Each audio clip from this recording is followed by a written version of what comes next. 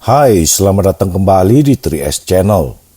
Dalam video kali ini, aku ingin menceritakan kisah nyata menyeramkan tentang Lili dan Lala.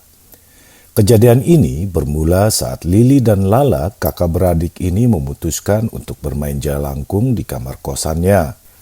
Tepatnya malam Jumat, Kamis malam. Saat mereka berhasil memanggil jalangkung itu dan melakukan komunikasi, mereka tahu kalau jalangkung itu bernama Hengki, penghuni kuburan yang ada di depan kosan mereka. Si Hengki berusaha merayu Lili dan Lala untuk mendatangi kuburannya dan mengambil buah delima yang ada di atas kuburannya untuk dijadikan jimat. Jika suatu saat Lili dan Lala membutuhkan pertolongan, bisa memanggil si jalangkung itu dengan cara membanting buah delima kering itu ke lantai. Di saat itulah si Hengki jalangkung akan muncul. Namun Lili dan Lala tidak mempercayainya, karena mereka menganggap ini hanya lelucon saja. Di saat bersamaan, teman Lili, si Andi, sedang menuju kosan mereka untuk mengembalikan buku yang dipinjamnya. Momen itu dipakai si Hengki untuk membuktikan omongannya kalau dia sebenarnya tahu sebentar lagi Andi akan tiba di kosan mereka dengan menggunakan baju berwarna merah untuk mengembalikan buku si Lala. Benar guys. Tak lama kemudian ada panggilan dari security kosan yang memberitahukan ada pemuda yang ingin bertemu dengan Lala. Dan pemuda itu ternyata benar, si Andi, dan menggunakan baju berwarna merah. Karena kehadiran Andi di kosan mereka, terpaksa permainan jalangkung pun dihentikan. Keesokan harinya, tepatnya Jumat malam, Lili dan Lala melanjutkan permainan jalangkung. Dan seperti malam sebelumnya, si Hengki jalangkung itu pun kembali mendatangi mereka. Dalam pembicaraan mereka bertiga, si Hengki mengajak Lili dan Lala untuk mendatangi kosan Andi. Saat mereka di kosan Andi nanti, mereka harus mematikan lampu. Dan di saat itulah Hengki akan muncul dan bisa terlihat wujud aslinya Hengki yang sebenarnya. Mungkin karena Lili dan Lala merasa takut, mereka akhirnya menghentikan permainan itu. Sabtu malam minggu, keesokan harinya, saat itu Lili dan Lala sedang tidur. Namun Lala terbangun dan sempat membuka jendela kamarnya. Lalu Lala pun menduduki kursi yang berada tepat di samping tempat tidur mereka.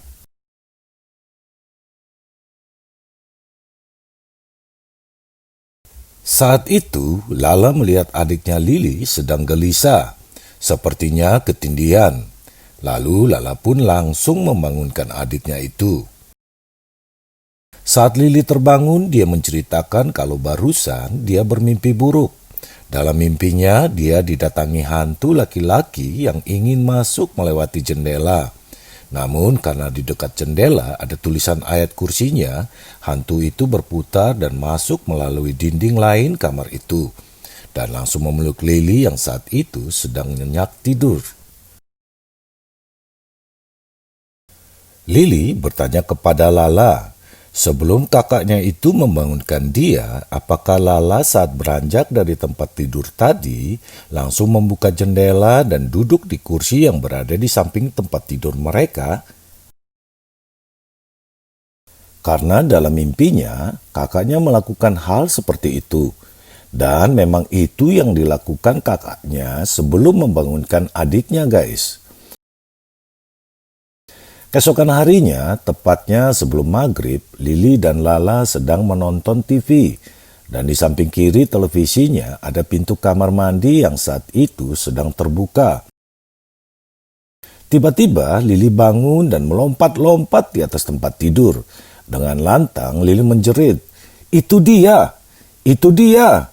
Itu dia yang semalam ada di dalam mimpiku! Itu dia!" Sambil menunjukkan jarinya ke arah pintu kamar mandinya. Tapi Lala tidak melihat ada seseorang pun di sana. Mereka pun memutuskan untuk lari keluar kamar dan berteriak memanggil teman-teman kosan lainnya. Saat itu, Lili bercerita sosok yang ada di kamarnya adalah hantu yang ada di dalam mimpinya kemarin. Hantu itu dalam keadaan telanjang, tubuhnya berwarna kuning, dan badannya dipenuhi belatung. Wajahnya sebagian tertutup rambut yang sudah beruban, dan memiliki tatapan yang hampa. Lili, Lala, dan penghuni kosan pun melakukan sholawat untuk mengusir hantu itu. Namun tiba-tiba, Lala mengamuk dan kesurupan. Beberapa temannya berusaha menolongnya, tapi tidak bisa berbuat banyak. Tak lama kemudian, Lili adiknya juga mengalami hal serupa dan membuat suasana kosan semakin menyeramkan. Hingga akhirnya saat itu berkumandang azan Isya, suasana menjadi normal kembali. Salah satu teman kosannya memutuskan untuk memanggil ustadz masjid untuk membantu mengusir hantu dari kosan itu. Tapi usaha itu sia-sia. Dan menurut Pak Ustadz, si Hengki Jalangkung itu tidak mau meninggalkan kamar Lili dan Lala.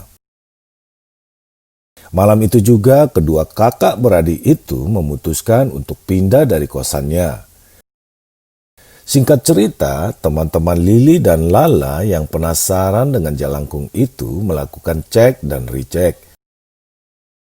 Dan ternyata Jalangkung itu bernama Hengki Lim, penghuni salah satu kuburan Cina yang ada di depan kosan itu. Hengki meninggal gantung diri tahun 1972. Dikarenakan tidak sanggup mengembalikan uang 10 juta yang dia pinjam dari kakak iparnya.